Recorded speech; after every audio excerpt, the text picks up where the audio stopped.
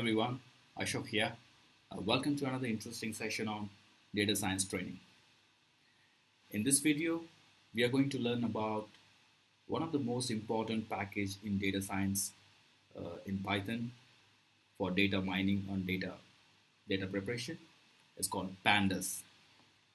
So let me rename this file as Pandas Essentials Part 1. Okay.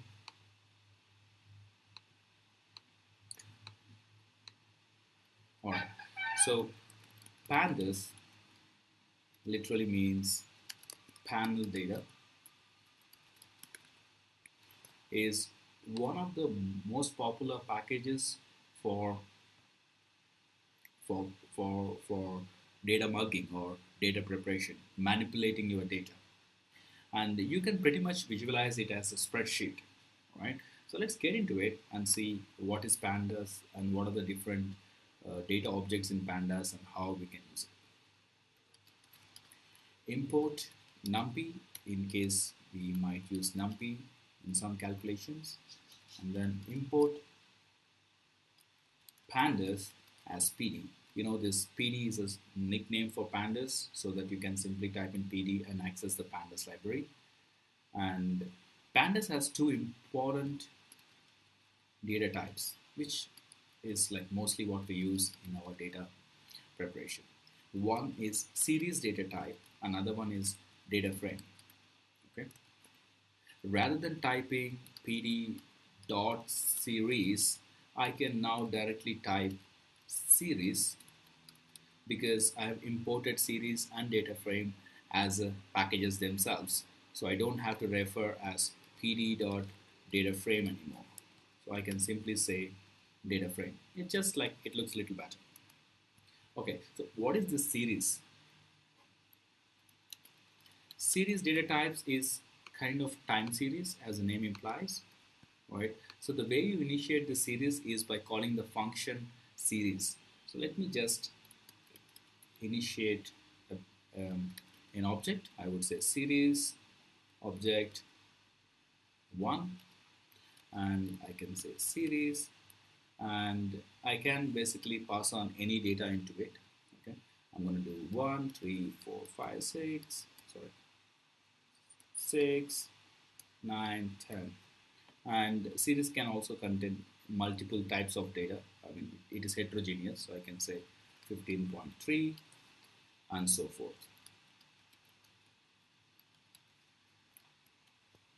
So this is my series. You can see that all the other variables in the series are automatically upgraded to float because we have one float over here. So it is very similar to your list concept, array concept in NumPy, if you remember that. If I take this off, then you get an integer series. And you observe there is an index being displayed over here, 0, 1, 2, 3, 4, 5, 6, 7. All right. So this is actually a series index. And by default, this is the index name. If you want to give a more meaningful name for the series, we can do that. We can do that by mentioning a parameter called, you put a comma over here, right? And you can mention a parameter called index, and you can give the name. You can pass in the name as a list. I do not want to take so many numbers because I need to type a lot. That's just 4 elements. I can say row 1 and row 2 and row 3 and row 4. All right, so I give a different name for this object, name 2, series object 2. And look at this. So it has a nice name now as row 1, row 2, row 3, row 4. And we achieve this by passing a list with the row labels to a parameter called index. Okay.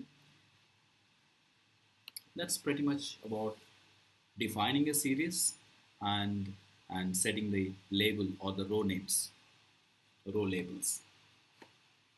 Let's see how we can retrieve or select the data. So selecting and retrieving series data. Data from series object. Data from series object. Okay, I'll make it as markdown and execute. Okay. Selecting the data from series object is pretty straightforward. It looks very similar to your list.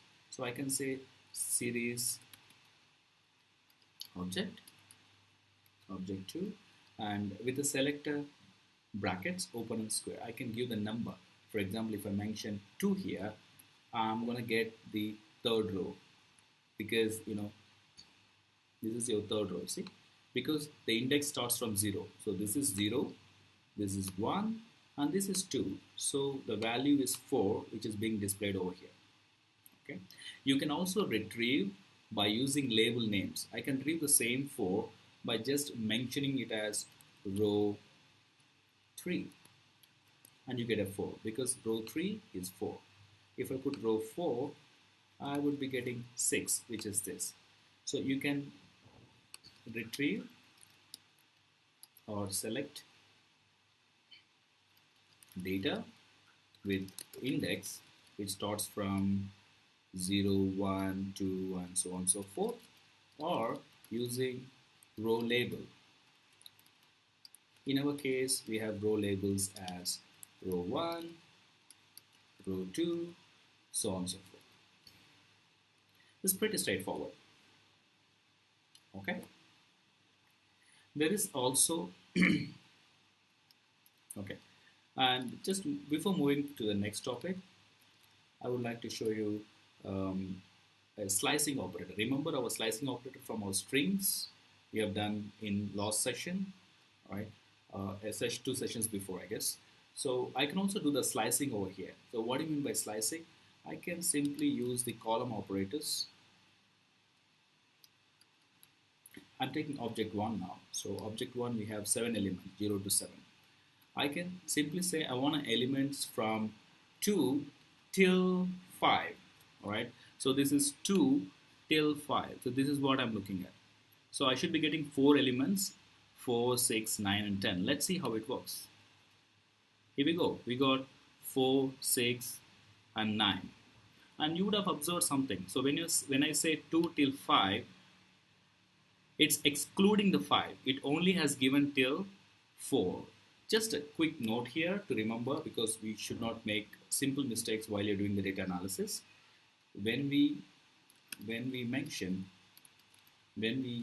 use slicing operator, which is a colon, it starts from starting index and ends excluding the ending index. So what does it mean is, when you mention 5 it as an ending index, it only takes till 4. Okay, that's important to remember. And of course you can also pass on, if you want to select few elements, not as a chunk or a slicing, but I want to select few elements. Let's say from here I want to select this element and maybe this element and maybe the last element. A few of them, not everything. I can do that by passing a list to the selector. So I have to say, this open and bracket or selector open and brackets, and I pass on another list to it. I can mention it very clearly. I want to retrieve the second element, the third element, which has an index of second, and then fourth index 4, which is the fifth element, and then maybe seventh element, which has an index 6. Okay, and run it as we expected. You get 2, 4, and 6. So we can retrieve by passing on index number. Oh, I deleted that. My apologies. I'll just write it over here. So series object 2, and I just pass on 2 here. So I can pass on by retrieving index. I can pass on by retrieving label names or the row labels. I can pass a slicing operator and retrieve a range of elements from a series object, or I can also pass on a list to pick certain elements and retrieve them. So these are the different ways of retrieving your elements from series object. Okay, that's pretty that's pretty much about series object on essential level, right? Okay, and let's move on to the data frame. Data frame. Let me tell you, data frame is the object we actually live with while doing a data science analysis.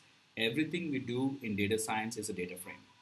Data frame is more or less like your spreadsheet. All right, you can visualize data frame as a series of uh, multiple series objects together. Okay, so for creating a data frame, let me just create a random uh, matrix and convert it into data frame. So let me just create a random matrix. Okay, I'm going to use a numpy. If you're not sure about this numpy functions random, you might have to go back to the video which talks about numpy. It's probably module 2 part 1. So that's a module. So I'm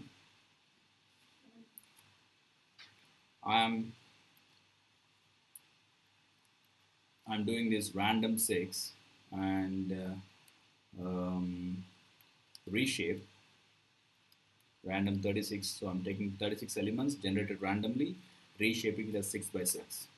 All right. So yeah, it looks okay, but I don't want so many decimals. So I'm going to multiply the whole thing by 100 and I'm going to floor it. Floor is another function. Again, these functions are already been discussed in your NumPy video tutorial. So I have a nice um, 6 by 6 matrix with different numbers. Okay, and I can convert this entire thing as a data frame. So data frame object, I'm going to just write it separately here. Data frame object. The way we do this is by using function data frame and then pass on the entire thing, in here and display data frame, shift enter. So our array is being transformed into a data frame. So this is what we call it as data frame. It more or less looks like your spreadsheet with rows over here and a column. And by default, it's going to give the labeling as 0, 1, 2, 3. But we can actually give a custom naming. Okay, so I'm going to just use few parameters to give a custom naming. Okay, to make it more easier or cleaner, I would say index. I will define the list separately. I'm going to use this for a row, so I would say row 1, row 2, row 2. All right, row 3. I can copy paste it. There are 6 elements, right? So I'm going to just copy and paste it and change the numbers. 6 elements. So row 1 to row 6. And I can also name the columns in a similar manner. I'm going to create another variable called column. I simply say col, and I'm going to just change this row to column. So there are 6 columns and 6 rows in this example. You can give any name, but these are pretty much looks good for me. So I defined 2 lists, right? IND and column. Okay, I'm going to pass on these 2 lists to our data frame object. So I'll name this this object as data df underscore object 2, just my own naming. And after this, I will say comma and say index is equal to ind. Ind is this variable, and columns is equal to this variable col. So I'm literally passing the 2 lists, one list for the index parameter, another list for column parameter. And let me see how it looks like now. It looks nice. So I have columns 1, 2, 3, 4, 5, and this. And it's pretty much looking like a spreadsheet. And of course, if you want to, you can give any names to the columns. I can create more meaningful names. So I'll create another data frame just for, to you can give more meaningful names if you are doing some analysis of sales orders, right? And these columns could be order ID and product ID, what is the date of the sale, and etc. etc. And these will be simply records. Okay. Typically in our analysis, we don't normally name the rows because rows are usually huge. There are few thousands or millions of records. You're not going to name them. And of course, columns we do name. So the standard practice in data frame when you're doing the analysis, we don't really name the rows, but we do name the columns. And columns are the actual variables which we are dealing with for our analysis. Okay.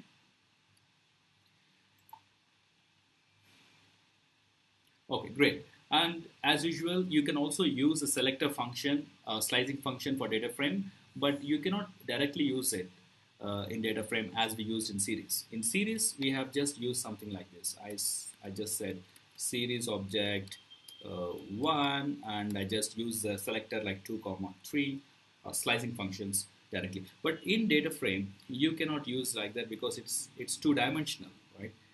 So you need to use a small helper function. So the way you use this is, I will say LOC. It's a function for selecting a particular range in data frame, and inside that I can pass on. I'll take an object 2. I can pass on row and column. Let's say I want to retrieve this 71, which is third row.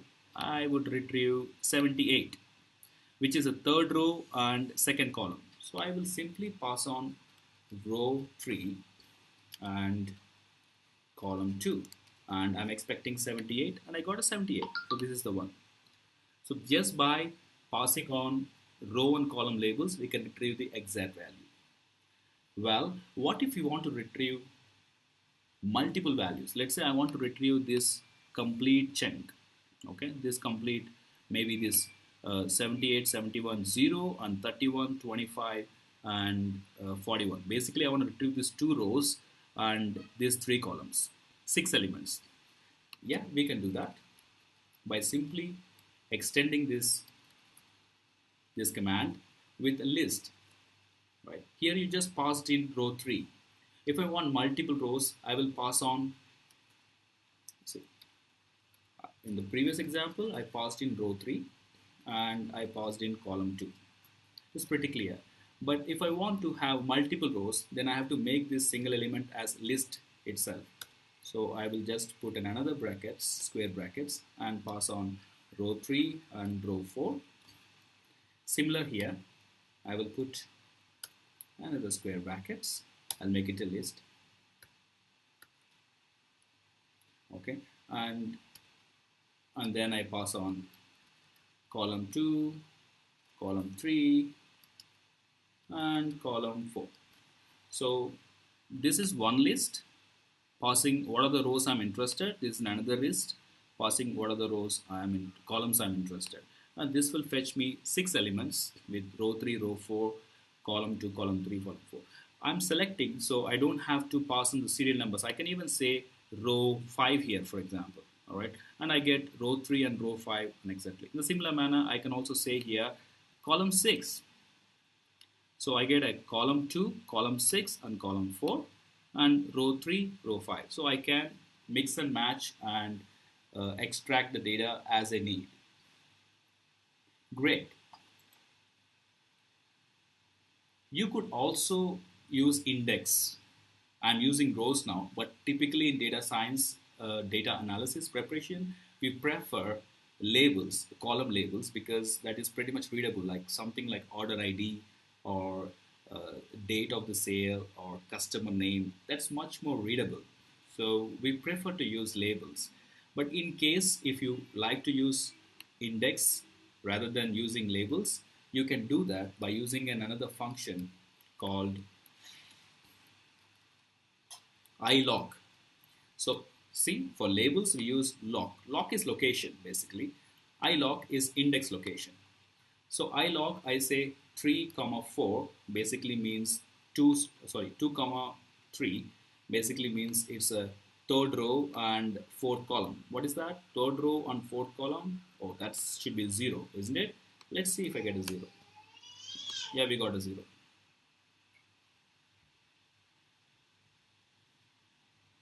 Okay, that is how you retrieve it. Well, we can also use slicing operators to do some, slicing, which is selecting a range of things. For example, if I want to, I use labels. If I want to get all the rows and only the columns after column 3, so this is what I am interested. So all the rows and this 4 columns.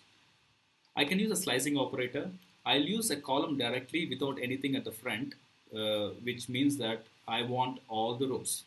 Okay.